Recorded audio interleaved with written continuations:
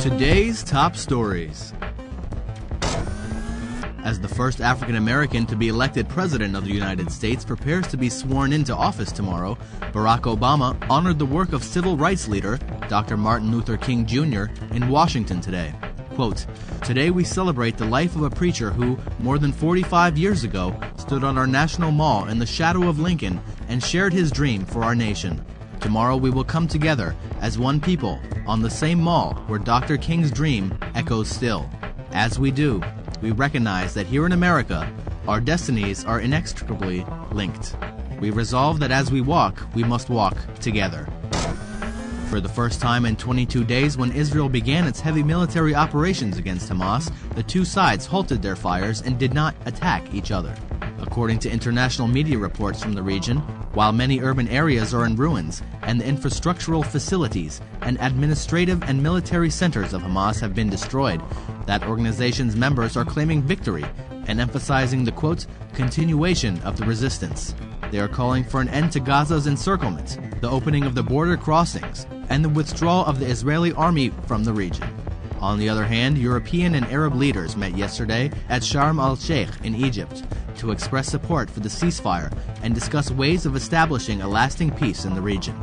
While expressing their opposition to the fighting and regretting the loss of human life, the leaders at the same time defended Israel's right to defend its citizens against Hamas's rocket fire and called for the increase in the control of the border regions to confront the smuggling of arms and ammunitions and prevent Hamas from rearming itself. Meanwhile, Iran said that Israel's declaration of a unilateral ceasefire was indicative of the defeat of that country's offensive against Gaza. Foreign Minister Manouchehr Mottaki called for the full withdrawal of Israeli troops from Gaza and said, quote, "Ceasefire in Gaza does not mean that fighting between Israel and Hamas has ended."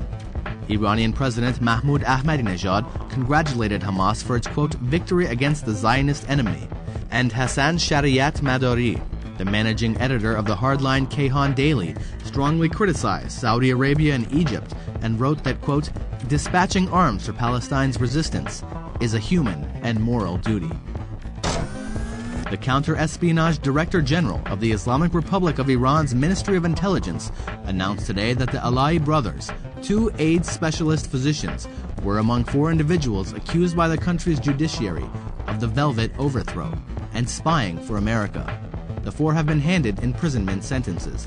The official explains that the Alaei brothers were 2 of the main agents conducting espionage activities in the said dossier and said they were, quote, knowingly and deliberately cooperating with America's intelligence agents in the region.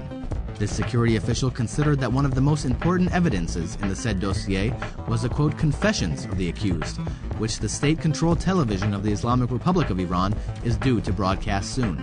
The intelligence ministry official warned U.S. President-elect Barack Obama to behave differently from previous U.S. governments and not to repeat their mistakes in confrontations with Iran. These stories and more at IranVNC.com.